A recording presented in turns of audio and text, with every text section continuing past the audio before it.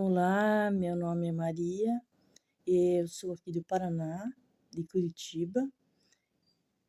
Curitiba é a capital do Paraná, para quem não sabe, mas acredito que todo mundo sabe. E minha mãe, ela me teve de solteira. Quando ela engravidou, meu avô expulsou ela de casa, porque não queria a honra da família manchada, então expulsou ela de casa. Ela passou muito sofrimento para me ter, né? Ela não quis abortar, ela não quis tirar a criança. Ela morou em várias casas, né, um pouco aqui, um pouco ali, porque vocês sabem, né, a pessoa estende a mão e chama: "Não, vem, eu vou te ajudar", mas é 1, 2 meses já não quer mais, porque enche o saco, porque não quer mais. Então ela morou em várias casas até eu nascer. Quando eu nasci, acho que amoleceu, minha avó de tanto falar, amoleceu um pouco o coração do meu avô. Ele deixou a gente voltar para casa, né, ela voltar com o bebê, que sou eu. E Então, logo depois de ela arrumar um trabalho, eu deixava o bebê com minha avó e ia trabalhar. Depois eu fiquei maiorzinha, eu já ia para creche e ela sempre trabalhando.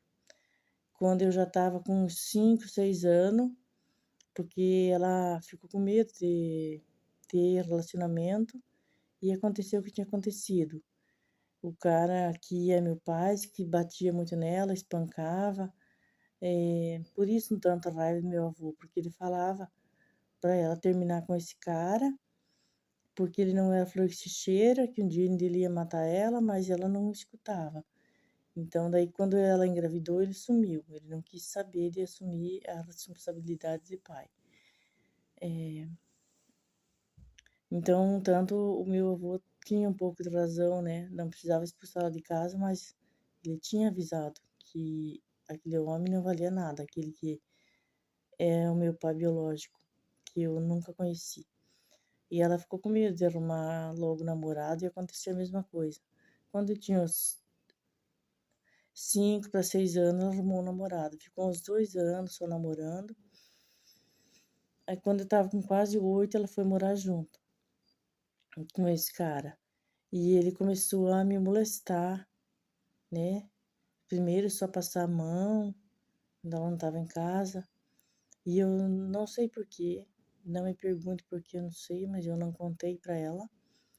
E depois ele começou a passar a mão nas minhas partes íntimas, introduzir com a mão, né?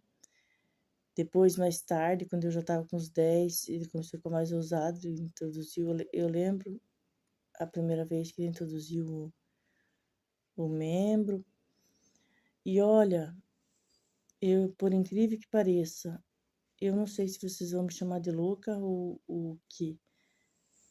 Eu comecei a gostar daquilo, eu gostava daquilo, eu sentia falta, eu queria que ele viesse. Eu queria sentir aquela sensação de novo. Minha sexualidade foi despertada muito cedo por conta dos abusos. Só que eu achava que estava tudo bem, porque se eu estava gostando, estava tudo bem. E ele falava que não contava pra minha mãe, eu não contava pra minha mãe, não contava pra ninguém, né? Eu ficava torcendo para chegar em casa da escola e minha mãe não tá, para acontecer. Naquela época, eu acho, eu na minha cabeça pensava que era pra gente ficar. Só que não era, era para mim ser abusada. Depois, agora, eu sendo adulta, eu vejo que era abuso. Mas na época eu não pensava que era abuso. Eu pensava que era que eu estava ficando com ele, me achava o máximo, né? Que eu estava gostando daquelas sensações, aquelas coisas diferentes que fui descobrindo no meu corpo. E depois se encerrou ali, quando eu completei 15 anos, pelo meu namorado, se encerrou esses abusos. Eu não quis mais. E eu achava que, como eu deixei, né, no começo eu achava estranho, nem sabia o que estava acontecendo. Depois eu gostava. Que estava tudo bem, que não ia afetar a minha vida em nada. Mas não é bem assim. Afetou e muito o meu psicológico. Eu desenvolvi um transtorno de ansiedade e uma depressão severa por conta disso. porque eu não paro de pensar nisso, em me culpar, por ter traído a minha própria mãe, por não ter contado para ela ou contado para minha avó, que era muito próximo da minha avó. E o que mais me sinto culpada é por ter gostado daquelas sensações. Eu não tenho mais com quem desabafar. Eu troquei o nome porque eu não quero ser descoberta, troquei a cidade porque eu não quero ser descoberta. E é por isso que eu vim desabafar aqui nesse canal, mandei o e-mail. Espero que seja lido, porque eu não tenho com quem desabafar, eu não vou contar essas coisas para ninguém. E eu aceito conselhos, aceito críticas. Podem escrever o que vocês quiserem aí. Bom ou mal, eu vou aceitar, porque eu mereço. Mas o que falar num caso desse, né? Eu não sei o que falar. Mas a culpa não é sua. A culpa não é sua. Você era uma criança. Roubaram a tua infância. Despertaram a sexualidade em você. Uma criança. Como que a culpa vai ser tua? A culpa não é tua. A culpa não é tua. A culpa não é tua. Você tem que ficar repetindo isso para você, que você não tem culpa. Isso está entranhado na tua cabeça, mas a culpa não é tua. A culpa é de quem é o adulto que fez isso. Você era uma criança.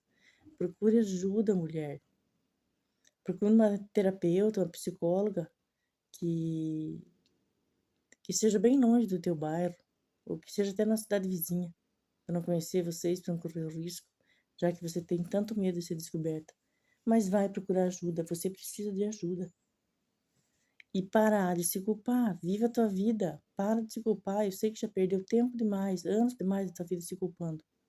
Agora chega, dá um basta. Você não é culpada. Você não é culpada, entendeu? Repita em voz alta. Você não é culpada. Você não tem culpa. Repita frente ao espelho. Eu não tenho culpa. A culpa não é minha.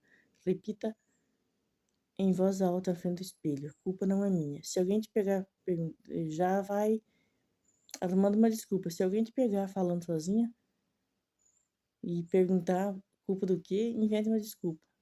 Porque você não quer ser descoberto. Então, peça perdão a Deus. E se fica repetindo na frente do espelho que a culpa não é tua. A culpa não é tua. A culpa nunca foi tua. A culpa é dele e um pouco da tua mãe que não vigiou, né? Porque as crianças dão sinais. Os sinais estavam ali, estavam explícitos. Mas tua mãe é muito sofrida. Talvez ela quis ignorar para não ter que sofrer mais. Mas a culpa não é tua. E você que tem uma história parecida, mande aí pra gente contar no canal. Eu vou deixar meu e-mail e meu WhatsApp aí na descrição do vídeo. Se você tem uma história parecida ou não parecida, uma história de um pai violento, de um pai alcoólatra, de um marido violento, um relacionamento tóxico, um patrão aproveitador, uma depressão, manda pra gente para contar no canal. Eu vou ter muito carinho e respeito em contar a sua história, tá bom? Um beijo no coração de todos e todas e até o próximo vídeo.